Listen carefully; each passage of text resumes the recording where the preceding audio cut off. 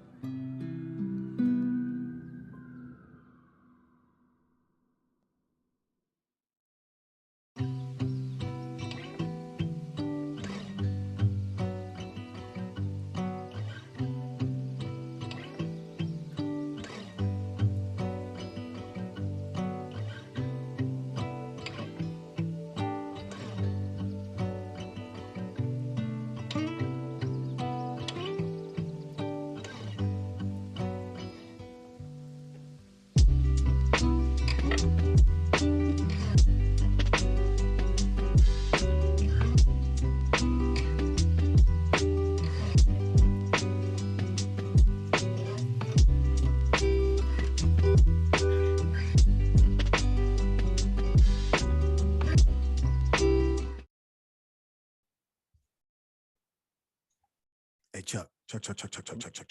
What you saying, Chuck or check? What are you saying right now? Chuck, man. Yeah, man. You know what day today is? What is Hump Day? It is Hump Day. Wednesday, baby. Woo, you know Odin's I love Day. It. Odin's Day. Hello, nerds. Welcome to GeekBeast, part of the Geekish Network. This is your daily rundown of geek news from geeks like you, geeks like me, and geeks like my man over there. Yo, what you sipping on over there, Mr. Man? What you got over there? Magic hat, 9. Look at you. That's right. I had dinner. I had dinner at an appropriate time. I'm not eating at 11 o'clock at night. I ate dinner prior to come to the show, so I'm in a really good mood today. Oh, I can tell, man. I can feel your energy. And you know, Wednesday, listen, I'm going to tell y'all a little secret in case this is your first time catching up with us. Wednesdays is a double feature, ladies and gentlemen. That's right. It's Grindhouse. Talk about this nerd-ish. Yes, it's like Grindhouse. And then we get to hit you over the head with binge-worthy right after this. I promise you it's going to be worth it. This is just to warm you guys up.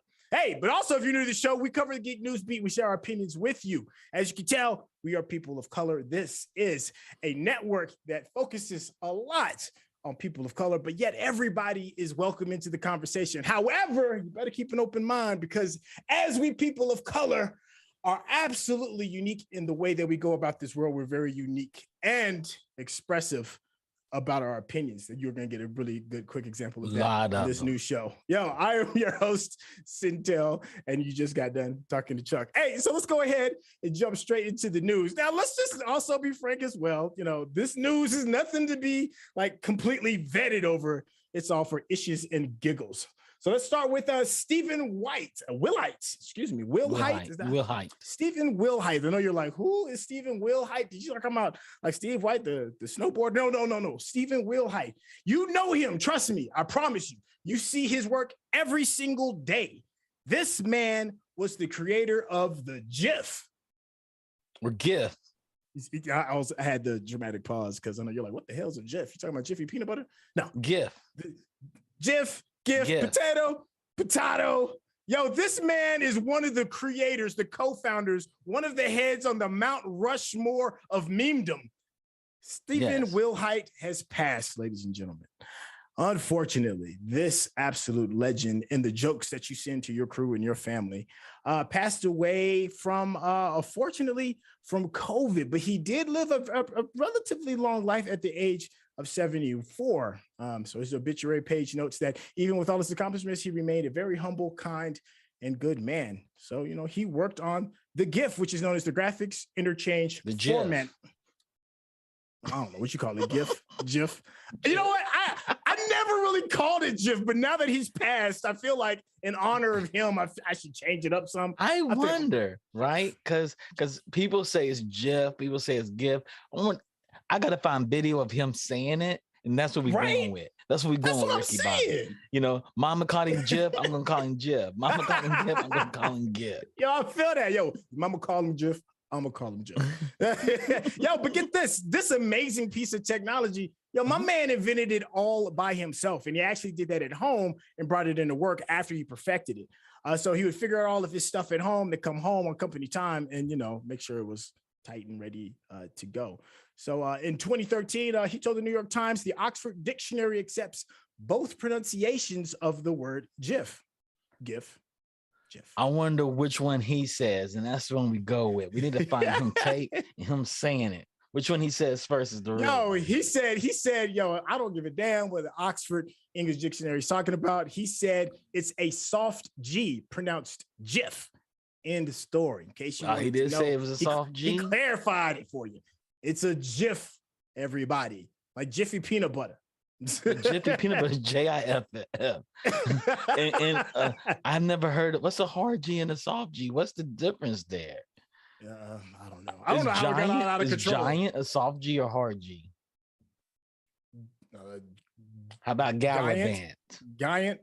How about Gallivant? So, yo, you don't say Gallivant. Hard G.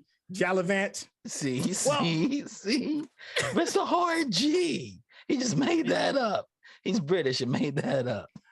But let's talk about what GIF stands for. GIF or GIF or GIF, however you want to call it. Graphics Interchange Format. It changed everything. Yeah, I mean, it changed language. Emoticons because of it. Yeah, it changed language in general. It took something that was from a static format and added emphasis and context. And created brand new ways of telling jokes and inside jokes. And, it's just, I don't think the English language will ever be the same as a result of the GIF and used in terms of memes, not just by itself, but in terms of memes have changed everything. Yep. We might have to ask the Funk to tell us what's a hard G and a soft G and give me some words to decipher both of those. Because I know a hard G, they used to live in Compton and they go around and they got bodies on them. They got teardrop ear tattoos under their eye. Good Lord. What happened? That's a hard G. Yo, big shout out to the chat. Yo, Digital Click is in the house. Yo, what's up, Digital Click? Yo, they make us look good. So happy that you're in here. Hey, and to keep it moving with old things, maybe having, new breath breathed back into their lungs. The Voltron movie is in the works. But Roshan Marshall Thuber is going to be the one directing it. So a bidding war has erupted in Hollywood over Voltron. So the mecha anime featuring a giant robot that is constructed of a whole lot of little mini lions. One of the lions that I always call with my co-host over here beside me, the Black Lion. It's just an absolute like it's just like the centerpiece of a lot of like 90s children's pop culture.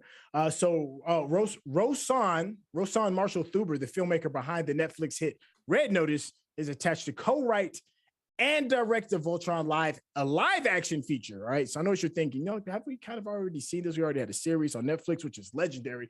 Please watch the Voltron series if you haven't already. Golly, it is really, really good.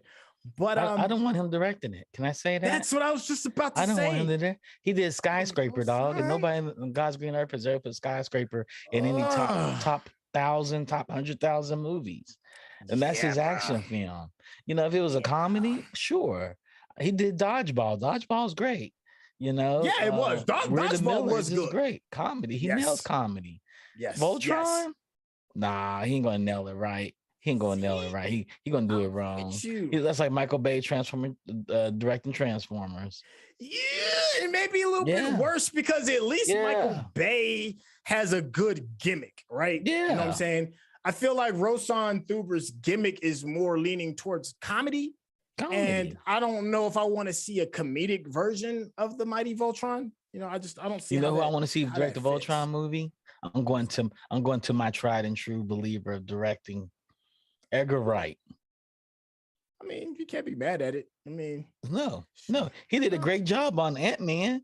He walked off because they didn't let him cut it the way he wanted to cut it. He's like, no, this ain't good enough. I know Edgar Wright is your Swiss Army knife director, and I'm not mad. He is a Swiss Army knife director. It's not a whole lot that he can't do. Yes, and I'm gonna hold up Scott Pilgrim as the reason he would do a great Voltron movie. I mean, and it still holds up, ladies and gentlemen. Scott Pilgrim. Yeah, it does. It's an amazing movie.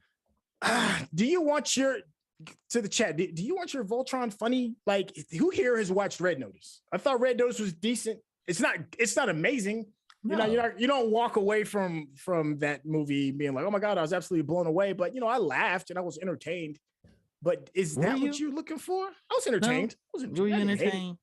Did you hate it? You hated it? I didn't think I hated it, but I don't think I would. I'm like, yo, this guy should do Voltron off of it. Yeah. But this has also been like a project that has been rumored to be worked on for years. This and Thundercats. These two projects people have been spitballing about that since the turn of 2000. Don't touch it. Don't touch any of this stuff. Let them die. Let them be on the vine to where they are and age like wine. Think of another story. There's a billion mech stories we can come up with. They can do Pacific Rim 3. All I care. Just don't do this one. Well, I think that's one of the things why people really loved about Pacific Rim as well, is that it was like an original product, right? It wasn't anything that had roots grounded in something else. It was its own thing. Yeah. Whereas Voltron necessarily isn't that, right? No, you're going to take something that's completely Japanese. That had a lot of Japanese nuance. And even the remake had a lot of Japanese nuance in it. And turn around and be the white dude to white it all up. It's going to have the Asian girl, kind of the black guy that's super nerdy. It's going to have the redhead girl. It's going to have the Hispanic guy that's brooding and tough and punk rock, and the other white dude who runs them all, because he's going to be the big black lion. And the black guys will be like, that's ironic. They made you the black lion. And people go like, oh, that's so messed up. Oh man, I don't want this film. It's not going to. I've been watching a lot of writing videos. Let me say this one point. And one of the guys said the most honest, truthful thing. If you're going to do an adaptation of something, make sure that the original creator sees their vision in it, even if they're dead. That's not bad. Yeah, I'll co-sign with that as well. And if the original creator doesn't hold the same vision as you, create something new. Right. Okay. It's like what they're doing to Tolkien is probably going to be all off the chain. Right. Because Peter Jackson was like, I'm showing something Tolkien would love. His quote is, we're going to show something that Tolkien would envision with current day technology. Yeah, and he did. And he delivered. He delivered. Yeah. And the new director of the TV series is like, oh, I'm going to do whatever. I'm going to take whatever liberties I want to make this diverse and everything. Yeah, I mean, that's no longer Tolkien's work anymore. Once you take it and change it, it's no longer Tolkien's work. That's like me taking James Baldwin and turning it into a pop group, turn it into pop music, all his poetry, and have Iggy Azalea, the white chick rapper, rap all of it. It's wrong. No, it'll be wrong. I feel you. But there's a money grab out there, and the best way to get the money grab is to appeal to a lot of different people, and many times turn your back on the source material. I mean, we've seen a lot of kind of that happen with some Marvel properties, and they were still very successful. So I can understand why the money grab. We have another example of it. Like, I know in our private chat, I was really disgusted because I heard from the show creator of the very new Halo franchise that's coming out. He was like, I didn't even play the game. We tried our best to kind of like not play it, stay away from all the Halo source material. And then I feel kind of like you. It's like, well, why? What the hell are you doing the project for if you're gonna just absolutely ignore all of the things that made it beloved to begin with? So there's that side of it. Yeah. Hey, chat, everybody paying attention. How would you, want this? Like, is it a waste of time? Should you stick closely to the source material and then make it very niche? Or should you kind of like do like the Marvel Star Wars approach and kind of like hit a broader swath of fans and kind of like go for the money? What works for you? Because you can find success in both ways. It can be done. It can be done. Yes. But if the original creator would be disgusted in the vision you paint of their work, their art, don't do it. Okay. Don't do it. People are like, well, Tolkien was racist. Then don't do his work. Create a whole new world based off his work. You can do based on and not actually do an adaptation of something. Okay, well, let me hold your feet to the fire then. I wouldn't be me if I didn't. Yeah, hold them to the fire. we really loved Bingeworthy, me, you. We really enjoyed Lovecraft Country. Now, Yes. Lovecraft Country, I'm sure, would have H.P. Lovecraft rolling in his grave if he were to look at the version that was created with his name on it. But yet, we loved it. Do you still feel as strongly? But no, somebody took based on H.P. Lovecraft's ideas and said, let's make Black heroes out of this. Made a whole new story. H.P. Lovecraft would have never touched Lovecraft. It's not even based on his books. Right. But I'm just, I'm being devil's advocate and in I understand. Of good, it's not adaptation. Argument. Lovecraft Country is an adaptation of the book Lovecraft Country, which is written by somebody else who based on the ideas that Lovecraft had about the world. So I took his world and created something new in it. Versus I'm taking his world and recreating it. Okay, maybe I don't know if I fully agree, but I see where you're coming from. It's like I'm gonna take the Black perspective of Lovecraft Country, of Lovecraft's world. I'm gonna take the Black perspective and make them heroes in it.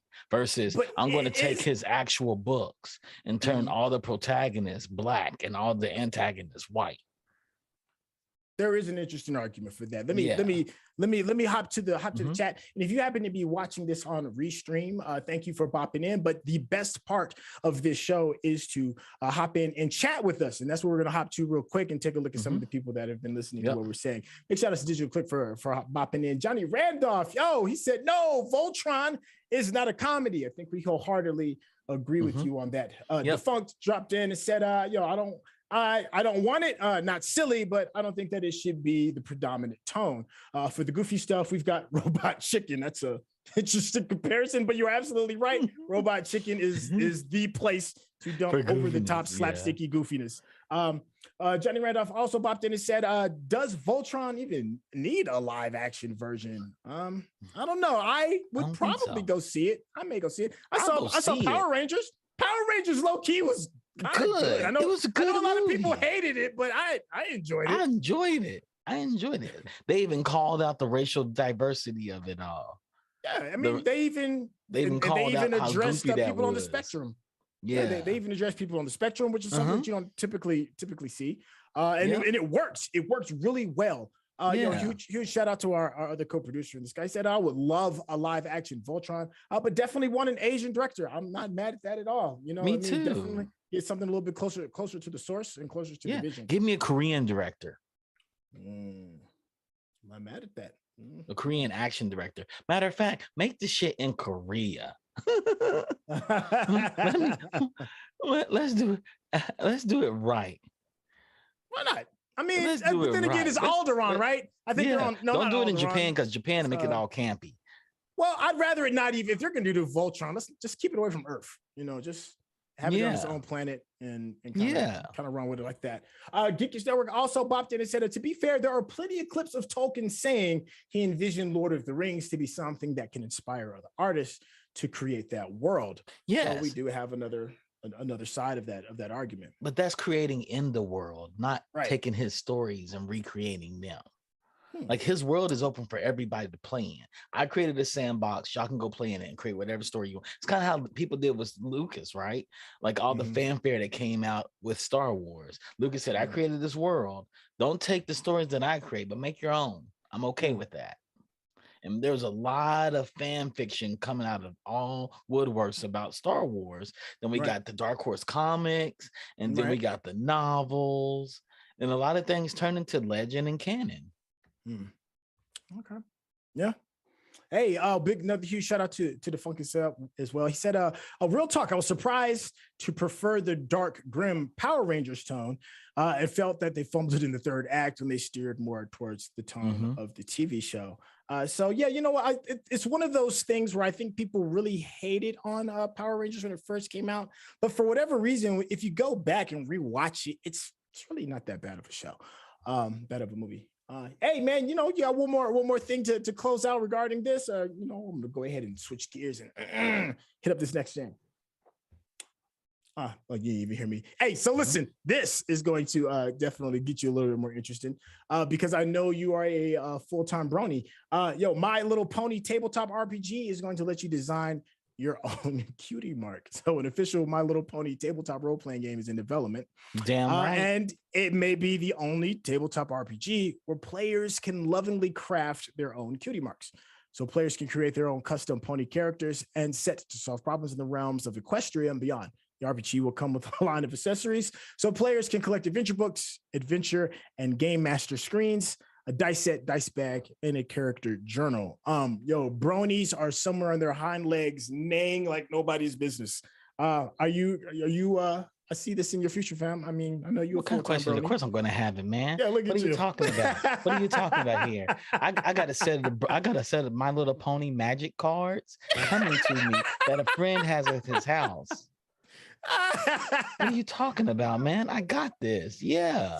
I respect bronies. I really do. I really do. It is the reason little girls are smarter than little boys. My Little Pony by itself. That and She-Ra alone. It's like, these are some really diplomatic cartoons that use a lot of big words. This is a cool little bit of information dropped to us by DeFunk. He said, I just need to put it out there that Hasbro owns both My Little Pony and Wizards of the Coast. So there's already been a D&D My Little Pony crossover. Yeah, man. Come on, man. Come on. Thing. Bring it. I'm all about it. You should trust me. 5 episodes in My Little Pony, you'd be like, oh wow, I feel good about being a smart human. Put it this way, if one party watched My Little Pony, they wouldn't be asking the asinine questions to a judge that's overly qualified for the position. I see what you're trying to do. Yo, we're going to save that segue for a hot second, because I know you. It's not a segue. I'm just putting it out there just as a reference. Are you trying to question my bronyism? No, I watch the documentaries. It's a good show. I think it's brave to be a brony, especially. I mean, maybe not so much now. Maybe not so much now. But listen, I remember when a lot of people would never admit to being a brony, even just 10 years ago.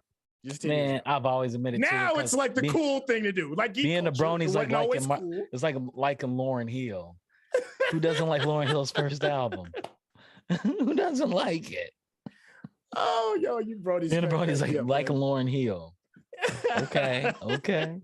I could like the Chronic album, but I do like Education of Lauryn Hill. I'm not judging you, man. I think it's brave, man. Go ahead and be like, yes, I absolutely love my ponies and their sparkly hair and their unicorns and the Pegasus joints. Yes. And I like, and if you look and closer, the alicorns. I probably got a tattoo on my right butt cheek just to let you know how brony I am. No, I'm not that far now. Come on. I'm just saying though. Yo, I mean, if you're gonna go all the way is all I'm saying. Listen to you. I'm not judging. That's a bit man, far. You my dog. That's a bit my dog, far. Man. It don't make me nothing. I mean, it's my dog. Trust me. If I were to do that, I would let you know. Matter of fact, I would hop up on the camera right now and show you my brony, my Sparkle Sunshine tattoo if I'd had one, but I don't have one. Oh, that's funny. Yo, big shout outs to Craig of the Creek, one of my all-time favorite new series. It's not new, regular series that's been on, where it follows a bunch of kids that like live this Creek life. And they have these girls that live that pony life as well. So every time I see the girls on there, Craig of the Creek, yo, please check that out. It's such a really good show. Hey, I know we got a little bit more time to maybe knock out one quick one before we start introducing some of the rest of our amazing crew. I'm going to say it really quick because this is your wheelhouse and you just give me like a hot take on it. And it is an official NFL game is coming to the MetaQuest and PlayStation VR. Just give me a hot take on that. So the National Football League is stepping into virtual reality with the announcement of a new official VR game. It'll be developed in partnership with sports technology company Status Pro, which makes use of the player data from the AR training tool already used by NFL teams. So the plan is for the game to become an annual series like EA's Madden series. So it's not a whole lot of details in the game itself, including what it'll be called or when it'll be available. The NFL press release describes it as a first-person simulation game title that'll be released on MetaQuest and PlayStation VR. Give me a hot take before we start bringing in the rest of the squad. EA did this with the Nintendo Wii. There's gonna be a lot of broken TV sets because you can't see where you're throwing the ball. You're gonna be throwing it right into the TV. I hear that. I could definitely see that going down. I forgot it's like what, 8 $80 million of insurance claims came across since the introduction of the Oculus Quest and VR headsets. Yeah, I believe it. I remember when the Nintendo Wii first hit. It was a lot of people that weren't strapping in the controllers correctly and absolutely destroying televisions. But Nintendo Wii did this. They played EA NFL. You get them on the football. It was great. Yeah. It's all good until you find out your insurance doesn't cover you being an asshole in your. Or you're not to teach out your baby.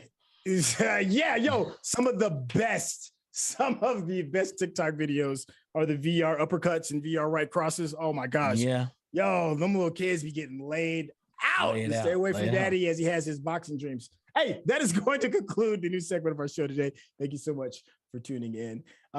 Huge shout out to everybody that helps makes this happen. I work with two amazing co-producers. You guys definitely make this so much more fun, and your commitment to making the channel amazing doesn't go unnoticed. A huge shout out to Defunk as well for curating all of this content. Some of our sponsorships include amazing brilliant people such as Digital Click, who's provided all of this amazing, what is this feng shui of amazing graphic design that helps make us look good, and when we look good, we give you a great show. So if you're interested in looking the part, definitely hit up Digital Click. We use them, and so should you. Hey, if you haven't already subscribed to our YouTube channel, what are you doing? Go ahead and click that subscription button. You can catch us on the YouTube channel at /The Geekish Network, and also /The Geekish Network on Facebook as well. The Twitch stream is still popping, ladies and gentlemen, but it's not going to be just our particular shows. We're still hosting game streams, charity streams, cooking streams, and a host of other future projects as well. So please consider subscribing to that channel as well. Hey, if you got Amazon Prime, and you should, because we're in the middle of a pandemic still, and Amazon has just become a way of life. So you can link your account and sub to us using Prime Gaming. It costs you nothing, but it helps us out tremendously. Please make sure you're hitting those like buttons on those Facebook links, and of course here as well on the YouTube links.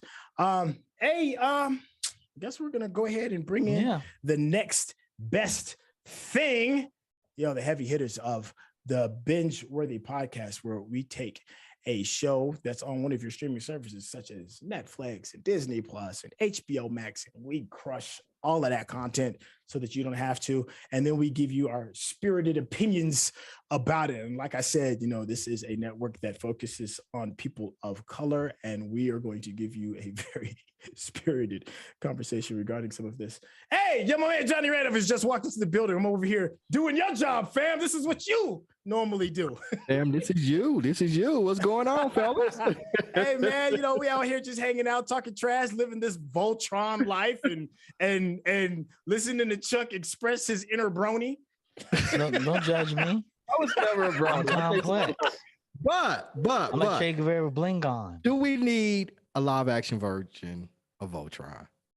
We don't. We don't. I'm gonna watch it though. I'm not gonna lie. We've had some bad experiences. Like it's is it just a money grab? Is it just a money grab, right? I mean, the cartoons still hold up. You talked about the Netflix version. It's dope. Oh, it's dope. The 80s version to me is still dope. I'm talking about Voltron. Yeah. Voltron. The Voltron Netflix version. The new one, the Netflix one is amazing. Right. Yeah. Do we need a live action version? I don't think we do. Are they making a live action? Yes. Yeah. But since when? There's a and caveat. Who's making it? That's the thing. That's the question you need to be asking. Don't you want to ask me who's making it? Let me tell you his name. Yeah, I said who's making it. Let me tell you his name. Hold on. Don't say horrible. M. Night Shyamalan. It's made, no. okay. I've heard all of Hollywood. Rawson Marshall Thurber, the filmmaker behind Red Notice. Mm-hmm. He's making it. The comedic I didn't love filmmaker. Red Notice. I think we all pretty much had the same consensus on that, right? It was like, it's all right. It was meh. It happens. It happened to us. You all. What else? Red Notice. His claim to fame was Meet the Marshalls and Dodgeball, a true underdog story. I mean, I love Dodgeball, but I don't want him. But Voltron isn't a comedy. Voltron. Right. Exactly. It's not a comedy. It's serious. And if you don't take it serious, we're going to have the same situation as that the thread that Centel sent around saying that the director of Halo didn't look at the game. And it's like not play it, didn't look at it. Didn't look at it. And Voltron works because of the version it is. It's animated, and we can accept certain things and build in that world. Why do we need it? It's the question that I asked. He should be Why? making Pacific Rim 3. It's already live action film, and we already know that world exists. The only thing I think it could add is like You it would shouldn't look make better that either. visually. That's not a because- comedy either. Yeah, it would look better visually because they can throw more money at it. But other than that, like, what are we getting out of making Voltron into a live action version? The same thing we got at G.I. Joe when they made a live G.I. Joe, Transformers, Avatar: The Last Airbender. There is a litany. Well, we don't know about the new Avatar. Netflix has a new one. I was talking about the movie one. The movie. Okay, we don't talk Yeah. about that one. That one didn't. Right, but that's what I'm saying. We don't talk about Bruno.